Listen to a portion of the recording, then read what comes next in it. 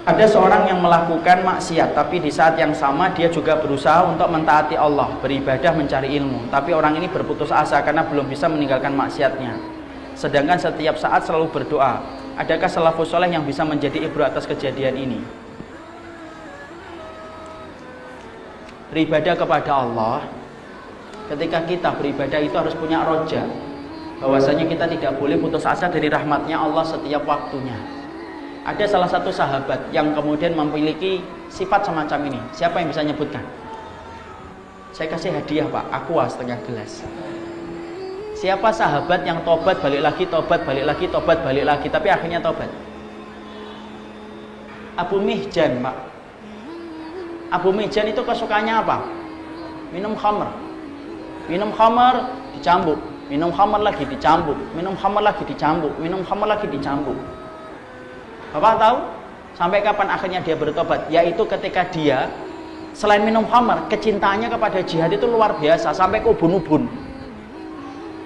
Itulah Masya Allah ya, preman dulu itu masih senang jihad. Kalau hari ini Masya Allah berilmu aja belum tentu senang jihad. Preman dulu itu senang jihad.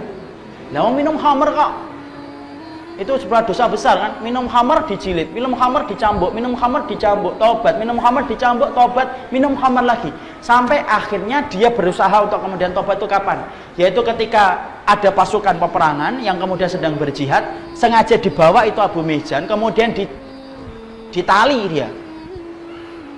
Lalu kemudian terjadi peperangan yang terdengar dengan telinganya, dia tidak bisa ikut perang. Kenapa? Dia peminum khamr.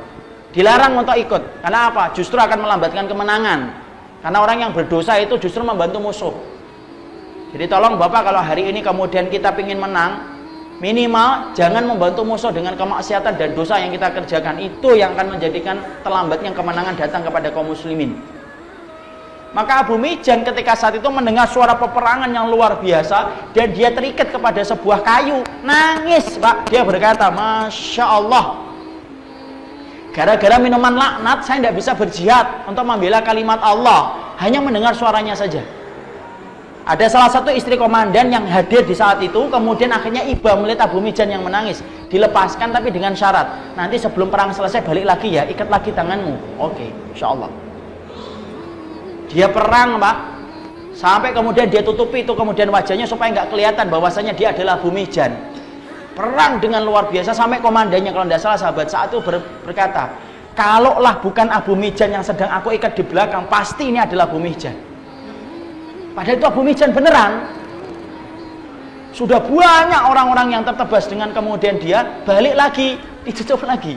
Coba, Masya Allah, di situ kita ngelihat, jangan pernah berputus asa. Abu Mihjan itu tobat, minum lagi, tobat, minum lagi, tobat, minum lagi, tapi akhirnya tobat. Karena itulah yang menjadikan kita tidak pernah berputus asa. Karena apa? Sebanyak apapun dosa yang menggunung tinggi, walaupun menyentuh pintu langit, tapi ketika kita bertobat dan menyesal, maka Allah akan terima. Ingat, Allah itu mencari manusia yang bukan hanya banyak salatnya, tapi juga Allah mencari manusia yang mereka itu melakukan dosa, tetapi mereka kembali kepada Allah dengan menyesali dosanya. Makanya perhatikan, Allah ketika perintahkan kita salat, Allah tidak mengatakan bergegas. Allah ketika perintahkan untuk puasa, Allah tidak mengatakan bergegas. Allah ketika memerintahkan kita untuk sedekah, Allah tidak mengatakan bergegas.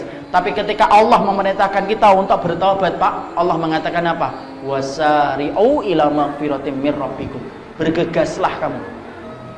Makanya tahukah kita panah apa yang paling disenangi oleh iblis? Bukan panah zina. Panah yang paling disenangi iblis itu bukan panah khamr.